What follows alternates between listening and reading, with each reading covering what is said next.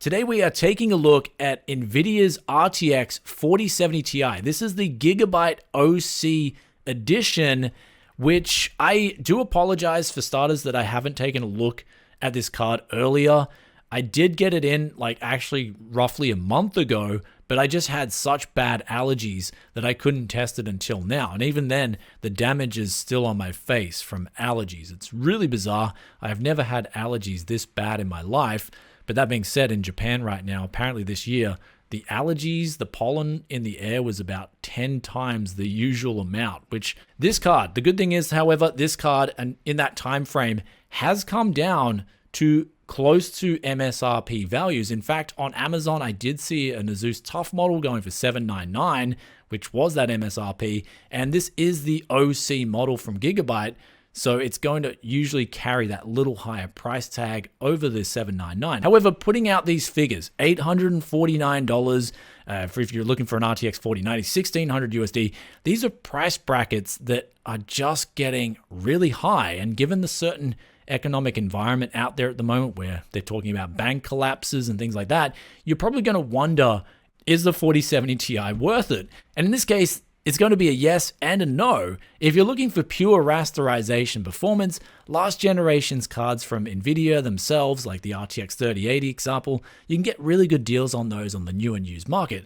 However, if you're looking for, and I'll go to the best part of this graphics card, the efficiency. If you're looking for the most efficient graphics card on the market, this card is hands down going to be it.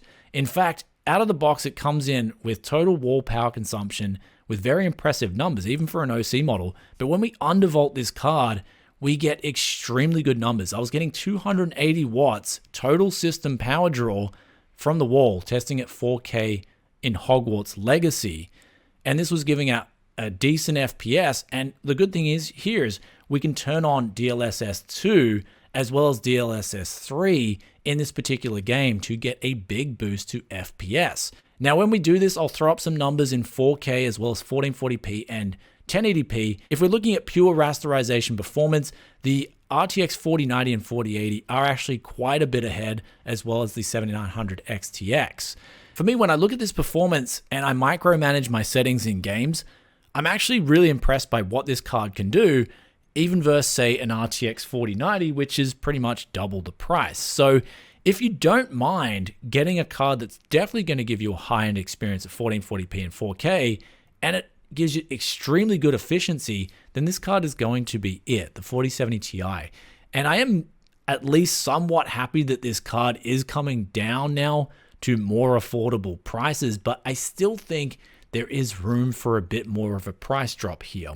And we're going to talk about these though after we talk about all the gaming numbers here, which I'll throw up on the screen for you. So we just took a look at Hogwarts, but let's go in now to Shadow of the Tomb Raider. And here's where the 4070 Ti actually does quite well at all different resolutions. And then if we go into Atomic Heart, it does do quite well in this area too. Even if we compare it versus pure performance versus the RTX 4090 per dollar, it's coming in as a better metric. And then of course, again, as we said before, you've got those options even in Atomic Heart as well to turn on DLSS 3 and extract more value out of the card. So that is one thing that NVIDIA is doing very well, especially is their day one drivers. And for me personally, I feel like DLSS 2 does do better than FSR2 as well as Intel's XeSS, especially at 4K, which is where you definitely need it to get that extra FPS. Though moving on now to Fortnite, we've tested out here Epic settings, and we tested out 4K, 1440p, and also 1080p. And here's where the FPS numbers were really good across the board, though you'll notice that the higher end cards are performing quite a bit better here, but that's because they also cost a lot more too. And also, if you're into getting some of last generation's cards, you'll also get some pretty good value out of them, as we said earlier in the intro. So this is where, coming out of these numbers, you do get DLSS 3 with the 4070 Ti, you do get better power efficiency, but that being said, the RTX 3090, if we're going to make a direct comparison here, that does have 24 gigabytes of VRAM, which will serve people who are looking for a card more focused towards productivity and then gaming second, which is exactly me. So for me personally, if I was doing work first, I'd be looking for a 3090 either off the new market or the used market. But if you're a pure gamer and you want the best efficiency, then the RTX 4070 Ti from Gigabyte, this OC model, is going to deliver. Though you may be wondering, in this model in particular, is it good? Is it mediocre? Is the fan noise bad? And here's where I'm actually going to throw in some praise as well as kind of big critiquing points. I'm just going to say the cooler is absolutely massive. Just like the 4090 and 4080, where especially on the 4090, it's justified with the size and power of that thing. The 4070 Ti, I feel the cooler is just overcompensating. This thing does not need a cooler this big on a card that uses, I guess, in the high-end region, this little power. I would have loved to have seen smaller variants of this RTX 4070 Ti come to the market, where I feel like then people could put them in mini ITX builds and still not have temperature issues. Where if we look at this card in particular, the fan noises are extremely low, even out of the box.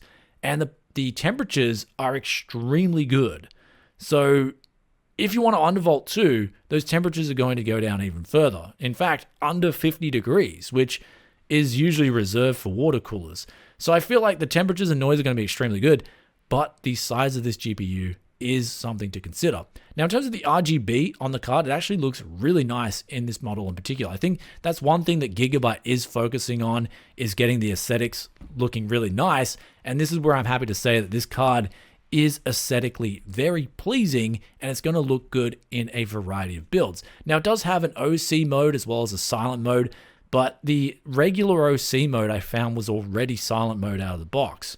So I didn't really see the purpose in testing silent mode because the card was already ridiculously quiet out of the box. Though on the rear of the card, you do get 3 DisplayPort outs as well as a HDMI 2.1. And just like pretty much every other GPU that comes out nowadays, especially on the high end, I would love to see 2 HDMI 2.1 ports. And with all those numbers out of the way, it's now conclusion time for the RTX 4070 Ti. And who is it for? And at $799, well, in this case, the price on the market is $849. It's a lot to stomach. That's a huge price, even given the fact that Jerome Powell in the US has turned on the money printers and just pumped an extra 35 to 40% money into the system. And now they're sort of juggling around with bank collapses and things like that. Given all those circumstances, we'll ultimately have a higher money supply inflation than we did, especially when the RTX 3080 was announced. So given those circumstances, the RTX 4070 Ti, it's decent value. But this is the thing I would love to see from NVIDIA, and I've critiqued this in previous live streams. I don't know if you guys have checked the news lately, but it doesn't matter where you are in the world, economies aren't faring too well right now. And in times like these, you need extraordinary value for money, in my opinion. And this is where the average person is having to take that haircut in their daily lives. Instead of getting the fancy 2-block haircuts, a lot of blokes are having to sacrifice and just go to the cheapest barber and not only take a cheaper haircut, but also take a haircut less frequently. That's what they're having to do. And if they're doing that, then the same could be said for all these companies, NVIDIA included. So the value, I feel like at the moment, even though this is decent value, and at $799, it's actually not too bad, dare I'd say, given all the money printing that's happened. The conditions right now in the economy worldwide are difficult, so that I feel like these cards coming out, they have to be extraordinarily good value. So one thing that this card does do extraordinarily well, however, is its power efficiency. So that's one thing going for it. And in terms of its performance, it's pretty good. And especially if you can micromanage settings, it's going to do great for 1440p. However, I do stop it right there and say that for 4K, I do reserve some judgment, and I do wonder if 12 gigabytes with a 192-bit bus is going to be enough for PC gamers going forward. So if I was a 1440p gamer and I can get this for around $799, it's going to be a pretty solid option given the technologies and the driver support from day one from NVIDIA.